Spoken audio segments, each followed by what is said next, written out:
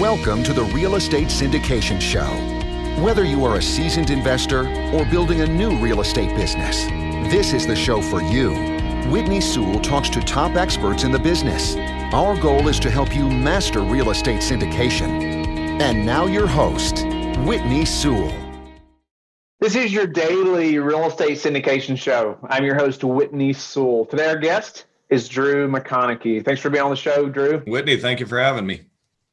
And Drew is a real estate insurance expert, insuring thousands of units across the country. He breaks down complicated insurance concepts in an easy to understand manner. He provides insights from the due diligence stage through the divestiture of asset, acting as a true partner to his clients. So, insurance is such it's such an important piece to this whole real estate investing business, and so I'm always I like having experts on like Drew because they are such a partner in our space. There's somebody that you have to have somebody like Drew on your team. It is just a must because what are you going to do when something happens to your property? Obviously you're going to have insurance. I know the listeners know that, but there's some things we want to talk about today, and Drew and I were just briefly talking before the show about some current things that are happening to some clients of his or that he knows of, one or the other, that you need to be aware of as you are,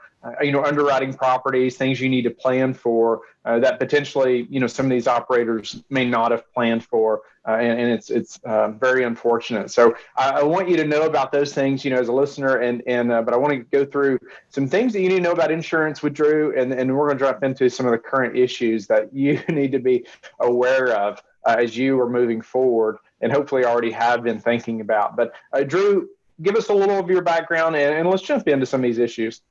Yeah, sure. Thanks for having me on, Whitney. It's going to be a fun talk. Obviously, insurance isn't something that everybody wants to talk about, but it's kind of one of those necessary evils.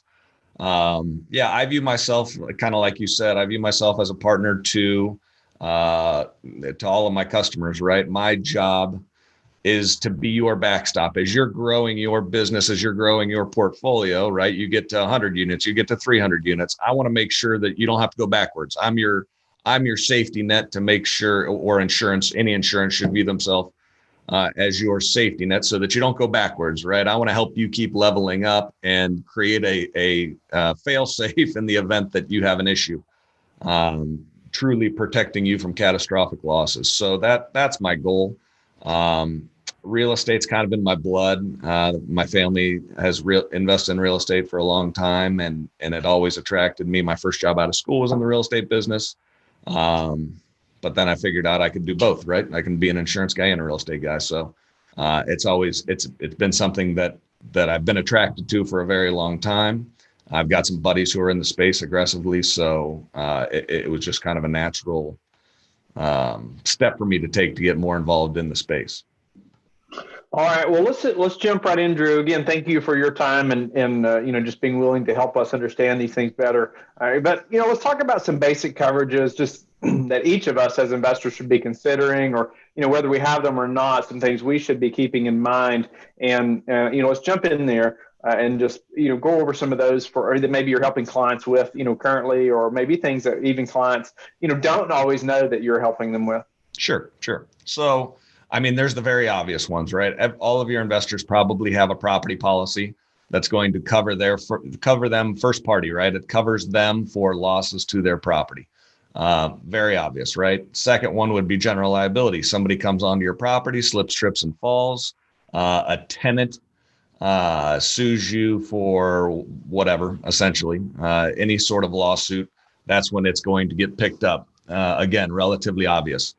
Behind that, there's usually, that's what pretty much everybody's going to have. Most people are going to have a umbrella policy, which is going to put an additional limit of insurance on a lawsuit. So let's say you have $1 million per occurrence general liability policy. An umbrella policy is going to give you another $1 million, $2 million, $3 million, $4 million, depending upon either lender requirements or personal risk tolerance. So those are the three that the first two pretty much 100% of people have. An umbrella probably 90% of people have. Some of the other coverages that people aren't thinking about that I'm not telling you to buy it. I'm telling you to think about it. would be, first and foremost, would be directors and officers coverage. If you're taking money from outside investors, you desperately need a directors and officers policy, because what it's going to do is it's going to protect you from lawsuits from your investors. So let's say you go out and you say, I'm gonna make you 7% on this deal, and you're going to get equity in the investment. You're going to get a small kicker by way of equity. Whatever happens, right? The deal doesn't go as you planned, as your pro forma said it was going to go. They sue you for not living up to your expectations. And first of all, you're going to have to pay for defense costs, right? You're going to have to hire an attorney to help yourself. And second of all, you might lose and pay a settlement. As long as you're not acting nefariously, right? If you're cheating them purposefully, the policy is not going to respond. But as long as it was something that was out of your control, right? COVID, for example. How many times have you seen someone actually be sued by investors, where this coverage would kick in? Lots. I mean, not in the last 5 years, because interest rates are so good that it's relatively hard to screw it up bad enough to where you're losing a bunch of money. But my concern is when the interest rates eventually flip and you can't refi your way out of trouble, that's when I think these lawsuits are going to go through the roof. Now, the insurance companies will respond to that and raise rates on it. So my suggestion would be to buy early, lock in low rates, and then you have at least some leverage as rates start to increase to say, hey, I've been with you for 10 years. I've never had a loss. You've built some history with the insurance company to help keep your rates down. But it's to be honest, it hasn't been something that in the current interest rate environment has been used a ton, but it's because of that, it's cheap coverage. And it is a catastrophic type of risk. My goal is always to get the catastrophic risk off of your books. And it would be probably number 2 behind literally like a fire burning your building down of catastrophic type of events that could take you to zero. Are the directors and officers coverage, is that something that would cover just you as an individual, so then it would cover all properties, or, what things you're working on, or is that property specific? So good question. It will name you individually on it, right? But you would have to disclose which LLCs or whatever entities you want it to cover. So they're going to have a list of all investments that you are active in and seeking coverage in. And probably usually the common denominator of that is investments that you have kind of managing control over. Another way to put it would be to have like common majority ownership. So 50.1% or more ownership in. You can put all of those onto one policy. You can get a little cute with it as well, but that's a good rule of thumb. Okay. Well, any other types of coverage that are kind of unknown that we should know about? Just like directors and officers coverage, that's not something I've heard many people talk about, and so that's a good one. I want the listeners and myself to know about. Anything else? Well, I would say that it's actually the coverage is contained within the other policies that I want people to pay attention to more than different policies, right? I've just given you 4 policies to pay attention to, or 5 really, if you count pollution. And you need pollution. Pollution's going to get you mold coverage.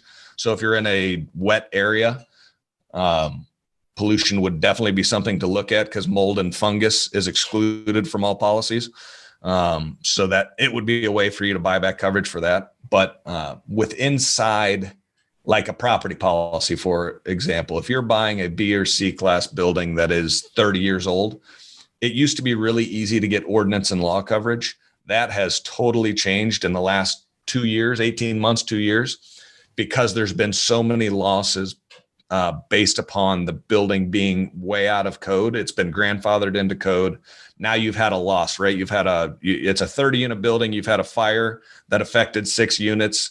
So now the county or whatever you're in, the township, they bring their people out, their inspectors out to make sure that everything went well with the reconstruction to bring the building back up.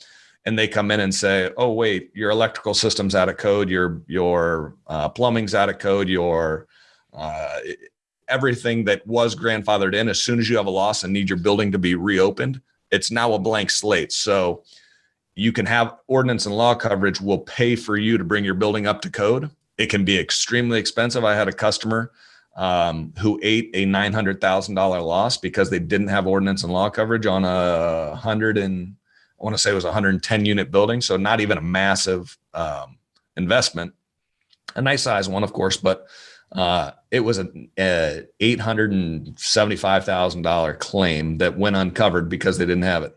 So so you have insurance to replace the building, but it may not include bringing it up to current code. Yeah, like none of that stuff was affected by the fire at all, but it was in other parts of the building that had to be brought back up to code in order for the county to let them reopen the building. So it's something that people don't think about, of course, right? That's so far down the line of what you're thinking about covering. But it can be a massive claim, and it's very important. Now, your lenders are probably going to require it, so they're going to help you on that to kind of check that box. But some don't. I mean, I see it probably 50-50 depending upon the size of the lender. The more sophisticated the lender, I mean, if you're getting in the Fannies and Freddies, they're going to require it. But if not, if you're going with a local bank or like a regional type bank, they might just say insure the property to the value that we have into it, and we don't care what else you do. So those are the situations where you really need to lean on your insurance advisor to help you through it. Nice. Okay. Well, any other types of coverage? I mean, like that's another really good one that I don't hear talked about very often. Just asking your insurance provider, like you said, or what about the ordinance and law coverage? What happens, to my older building when there is some kind of disaster? Is it going to be, if I have to bring it up to code, are you all going to help with that? So any other types of coverage like that we need to be aware of that's included or not? Sure. I would say that's the big one. I mean, your business income, so loss of rent coverage, we also call it. Of course, you want to make sure that you have that. If you've got the same example, right? You've got a 30 unit building, 6 units are gone and then it takes 6 months to bring them back. You can get, if you have loss of rent coverage, they're going to pay you for those 6 months of rent, even though it was down, right? That's going to substantially help your numbers as the building gets brought back up to code, right? In worst case scenario, it takes all 30 units down, and then it's like your building didn't have any issues from an income standpoint, so long as you have it.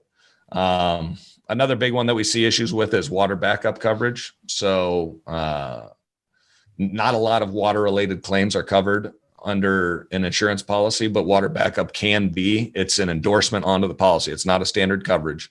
So a lot of times it's getting pulled off now because there's been a lot of water backup claims, but it's an area to pay attention to. And water backup and flood is not the same. Flood is water coming in from the outside. Water backup is water coming out from the inside. So both of those are not standard coverages. You have to make sure that they're on your policies. Great to know. I want to move on though, so we don't run out of time. And maybe you can get to, are there a few things during due diligence? We don't have a ton of time to spend on it, but I thought you could highlight some things that are maybe commonly overlooked or not thought of, to be aware of during due diligence, or just during the acquisition process. Yep. Number one, without a question, is getting 5 years of loss reports. So what claims has the insurance company paid in the last 5 years? If the seller is not willing to share that information with you, run for the hills, because the insurance company, your insurance company, as they're doing their due diligence on it, is going to need that, or it's going to cut your efforts or your insurance agent's efforts to bring you quotes by 90%. If we can't show 5 years of loss history on a building, on an address, even though you didn't own it, right? You weren't the operator at the time, but they want to see it, right? So make sure that you're getting that. I am of the belief that lots of these B and C class buildings are being put on the market right now because of a bad loss, right? We got a building that had $1 million fire. I'm working on one right now, a 550 unit building in Texas that just got put on the market, and conveniently they had a $1 million loss last year. So I'm guessing that they talked to their insurance agent. Their insurance agent said the premium's going up 50% on this. It's going to screw your numbers up. Get out now before we can show last year's insurance premiums as we're selling the building. But when those insurance premiums double, that just shrinks the multiple they're going to be able to get on the building. So be very mindful of that as you're doing your due diligence. I would say if we're going to do one thing there, right, one star to look at, that's where I'm telling you to pay attention. Nice. No, that is great information. Like you're just talking about that the organization that's selling a property right now and they're in a hurry to sell for a reason. Yep. So what about, not relying on your, just the lender requirements to protect our investors? Anything you can add there? Yeah. So, do a thought exercise, right? What does the lender care about? Does the lender care about your equity in the building, or does the lender care about them getting their money back? You should be answering that question pretty quickly for themselves. They don't care about you. They want to make sure that they get their money back. So let's say you buy a $10 million asset, you're putting 20% down. Let's make the math really easy on me. They're going to require that you get replacement cost coverage for $8 million. So if the building goes to the ground, $8 million gets spit out, it goes to them, and you're out your $2 million. So don't just rely on the lender requirements, because they don't have your interest in heart. They have their own interest in heart. And that's not them being greedy. That's them being, it's a business, right? So don't let those requirements be the end all be all, because they don't necessarily care about you. They care about their own investors and themselves. So also, what about just some examples maybe that you could tell us about, just some claims or things that people missed, just to help open our eyes and the listeners' eyes a little bit, just to the need of having proper insurance, or even having somebody like you on our team. But any examples recently that you could share, and also, getting into what we were talking about earlier, just some current issues that have happened and how that's affected different groups, like we've discussed. Yep. Yeah. So I sort of touched on it earlier, but it's a good, it's a very good example, because it would be a hot topic right now, is that ordinance and law. So that customer who had that $900,000 loss, the year before I had quoted their deal for them, I was $1,000 more expensive than the policy that they went with. The policy that they went with had a $25,000 limit on ordinance and law coverage. My policy had policy limits, right? So you could have gone all the way up. It was like a $9 million replacement cost. So they would have gotten up to $9 million worth of ordinance and law coverage on my policy. They went with the policy that was $1,000 cheaper. Then 6 months later, let's say, they had this $900,000 loss. The insurance company immediately wrote them the check for $25,000, because that's what their duty was based upon the insurance contract. And then they walked away from the claim and left my customer holding the bag for $800,000. So where my policy would have paid would have paid all $800,000. So they saved themselves $1,000 of premium, and it ended up costing them $850,000. So that was specifically the ordinance and law coverage. Specifically that, yeah, they got everything else worked right. It was a very simple policy, but it was a fire, right? So there's no argument on coverage. It was a fire for sure. You're getting. The building is going to get fixed. Their policy responded just like mine would have in that instance, but the ordinance and law coverage they had cut way down, and just that ordinance and law loss cost them $800,000. Wow.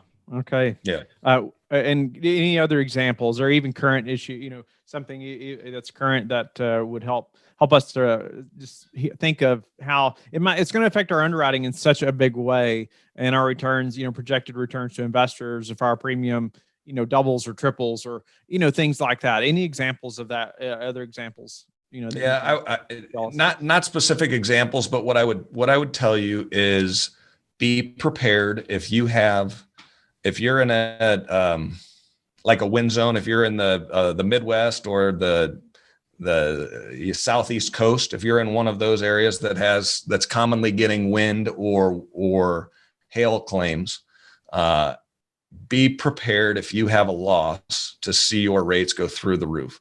I'm working on a deal right now in Oklahoma. It's a smaller deal, under 100 units. They had a loss that was 10 times their premium last year, and their premium because of that is going to go up 3 times, and their deductible is going up 10 times. So just because there's no competition, nobody wants the deal. It's in Oklahoma. It's in a wind zone. It's a frame building with aluminum wiring, right? So it's got the triple threat of stuff that insurance companies don't want to see right now. So there's literally 3 insurance companies in the world that will quote it, and companies who, and then you throw on top the large loss. So that takes it. Literally, I have one quote for this person, and I have access to the entire market. So it's a nightmare scenario, and it's going to totally screw up his numbers. Right? He's going to have to change. He's going to have to do something.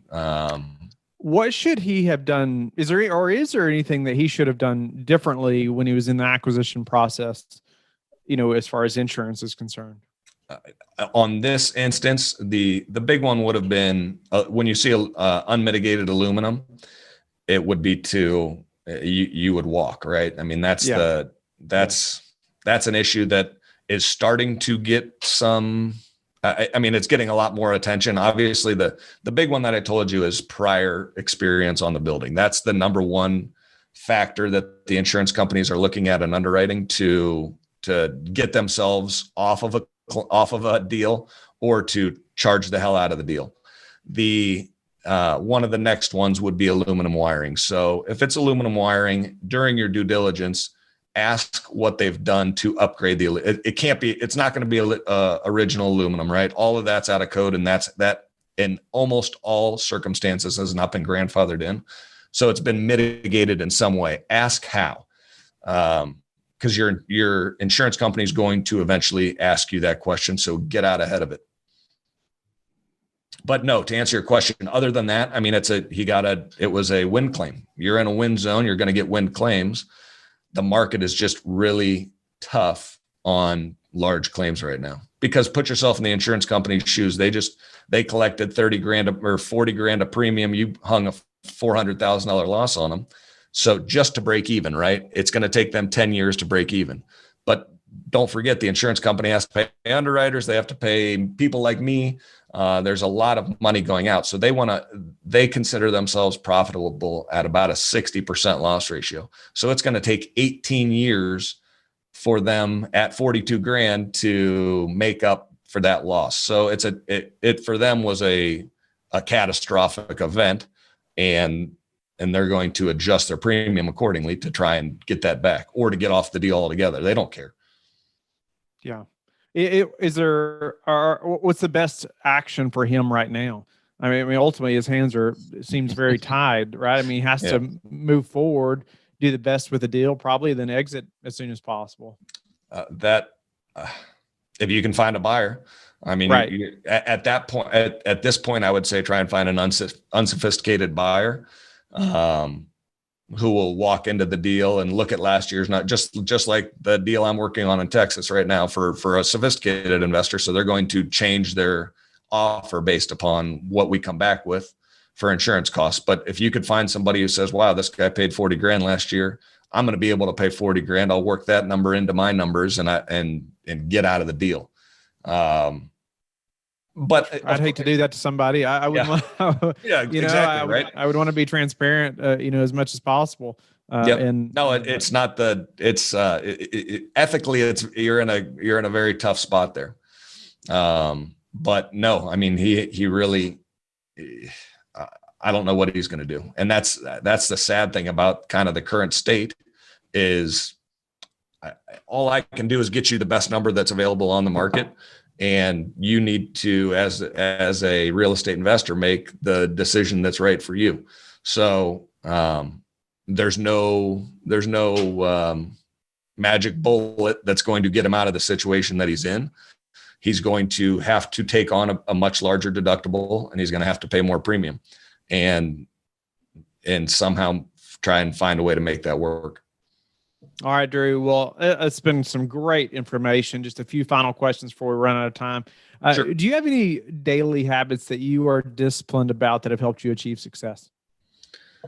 I would say I would say that I always try and learn, right? I'm trying to, and usually it's based upon my craft, right? I should broaden my scope of what I'm trying to learn about. But I read a ton of information on insurance. Would put a lot of people to sleep, but I know that, right? It's going to put other people to sleep. It entertains me. So it's going to give me a leg up on my competitors that I just am going to have more knowledge about each situation than the people that I'm going to run into. So I would say I'll always be learning is, to me, a key point, and then try and find unique ways to connect with people. I'm a marketing business, right? My product is insurance, but it's a marketing business. So I try and meet people who are like-minded like me, who are ambitious and want to grow. What's the number one thing that's contributed to your success? Surrounding myself with the right people. I've got a great team who works with me, who we're like-minded, right? But we have different personalities. My right hand, she's sitting right next to me over here right now. She complements my weaknesses so well that she's totally changed my ability to focus on the stuff that I'm good at and pass off the stuff that I'm bad at. It's a complete game changer when you can supplement your strengths with somebody who has who could pick up all your weaknesses. So that's a good partnership right there. Yeah, exactly. So how do you like to give back? Stuff like this, right? I don't expect to get a penny out of this deal. I want people to understand. I want your listeners to get a lot out of this and make better decisions going forward, right? That's my goal, is to help as many people in the stuff that I'm good at, right? I know more about insurance than a lot of people know. There's certainly people who know more than I know. I'm not saying that, but I want to share the stuff that I take time on with people who it can help.